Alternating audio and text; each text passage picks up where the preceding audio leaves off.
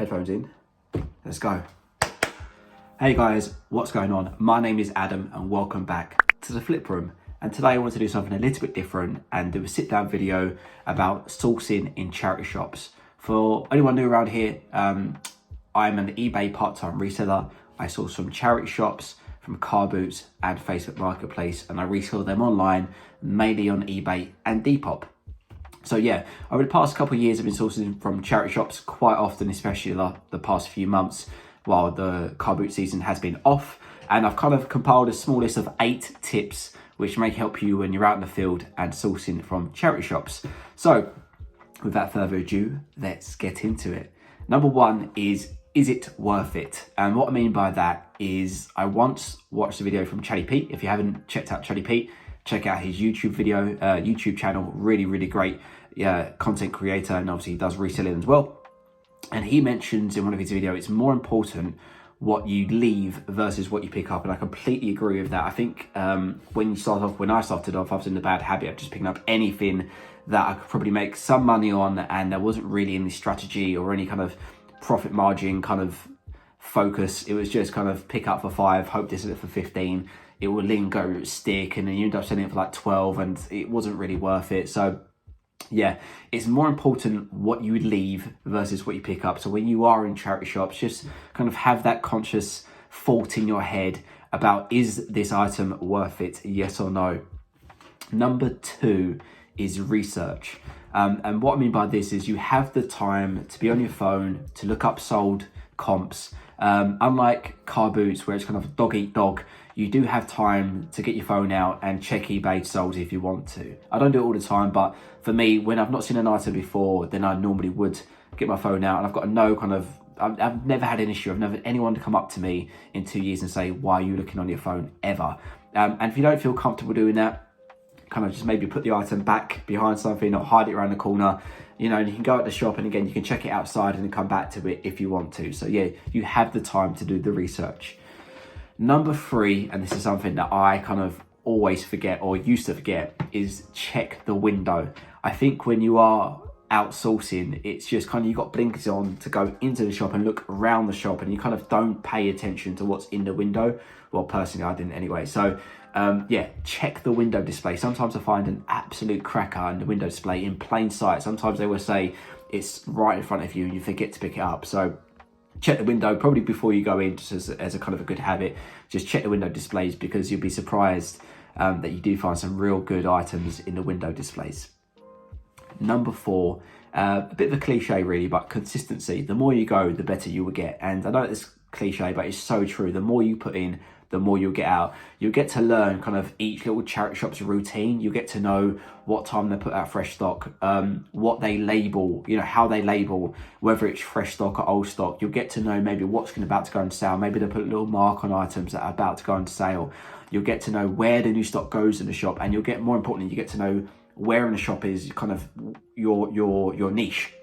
So say you're into gaming media, clothing, men's trainers, you can go into a shop and go directly to that area, rather than having to do like a massive loop of the whole shop. You can kind of forget the areas which don't interest you or you have no interest in, and you can go straight to the areas which it's kind of where you're suited to. So yeah, consistency is number 4. And also a little tip onto that is, if you're ever just passing a charity shop, if you're going to the shops and you're passing one, don't be afraid to kind of just swing in 30 seconds, do a quick loop and come out again. You'll be surprised. Sometimes the best pickups are just when you're passing by.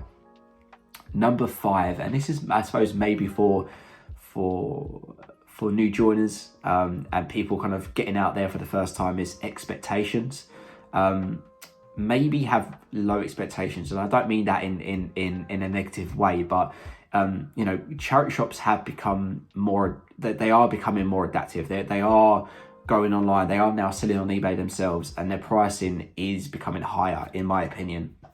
Whether that's a good or bad thing, charity shops are there to make money for charity, so we can't really give them too much grief if they're overpricing stuff, right?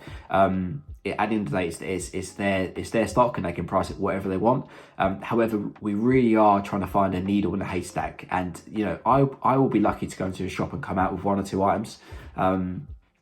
yeah, I think that would be a good sourcing trip. If I go to one shop and I find 2 fins, 3, 4, 5 fins would be like an absolute amazing like trip. And most of the time I come up with nothing, and that's not bad. It's just having the expectations that you might go one day and find absolutely nothing, and you'll go another day and you'll fill up an IKEA bag. It's just so strange sometimes.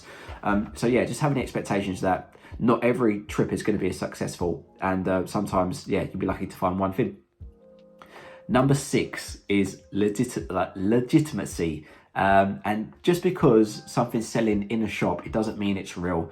So if you see, Hugo Boss, Ralph Lauren, all those kind of popular brand names, and just because it's in a charity shop, it's not. It may not always be real. So just do your checks, check the labeling, check the stitching, check the wash care instructions. Any kind of little checks that you can do to kind of have a thought in your head if this is real or not. I would recommend, because not everything in the shop is real.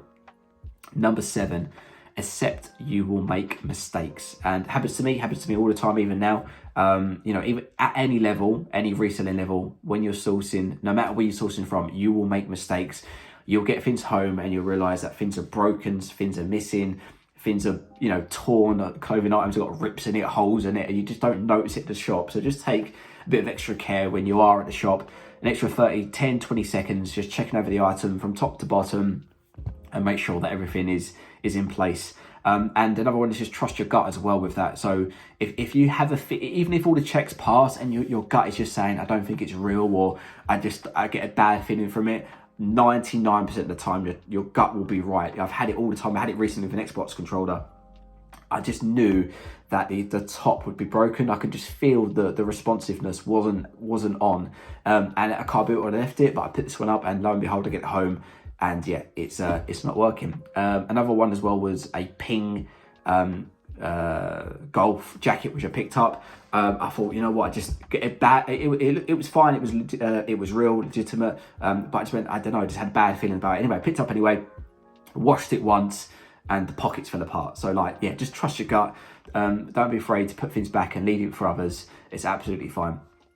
Number 8, and I've left the best one to last, is build contacts. And this is like my number 1 tip you can do in charity shops. So get to know the managers and assistant managers. If you go in there consistently, you'll get to know faces, you get to know names, say hello, how's it going, how's your day been, how's the weather, build up a rapport with these people, and over time they'll begin to know what you pick up.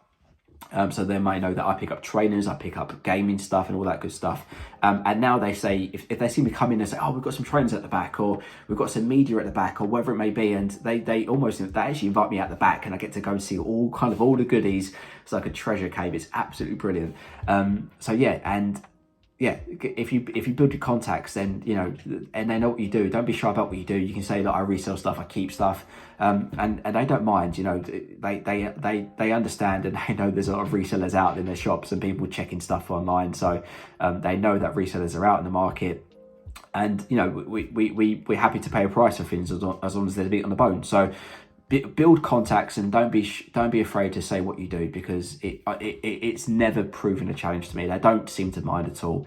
And another this is an absolute bonus. If you do number 8 well, is negotiate, and that's a real taboo subject in charity shops. And let me explain what I mean by that, because that's really important.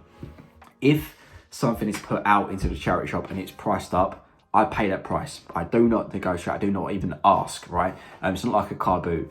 And I know a lot of people that do actually negotiate, even if it's all priced up in the shop. They go to the till and they try to negotiate. I've seen it happen in my own eyes, and I don't feel comfortable doing that. But what I mean by negotiate is, if you do the last up well, if you build contacts, what you'll find is they'll say, "Hey, I've got these shoes, or I've got this bundle of media."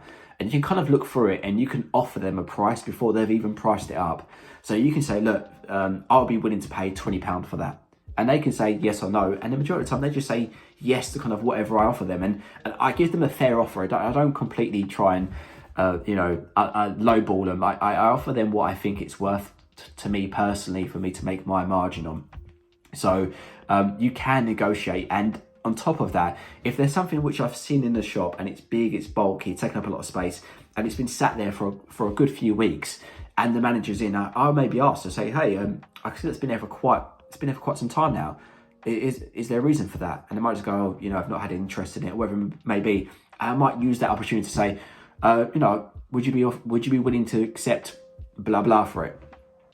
You know, so yeah, just wanted to make that point really keen. I don't go in and negotiate at charity shops, but if you build contacts, then one, you can almost set your prices when new stuff comes out before they've even set the prices themselves, and two, you may be able to negotiate on stuff that's been lingering around for a long time, or if you get loads of items together, you may be able to do kind of a job lot. I personally don't do it too often. I have done it when the time's right, so just kind of be mindful about that. Anyway, I hope that video was somewhat useful. I appreciate it was a little bit different. I will be getting back to the sourcing and kind of the pickups and packing orders, all that good stuff soon. But anyway, even if you leave a comment down below, kind of what was the number one tip you took away from this. I hope you found it useful. Yeah, leave a comment down below. I'd be really interested to know kind of what tip it was that you thought was good. Don't forget to hit the like button. Subscribe, please be this way, or is it this way? I don't know. I think it's this way. Please subscribe, hit the bell. There'll be much more content coming. Yeah, thanks for watching, and I'll see you in the next one.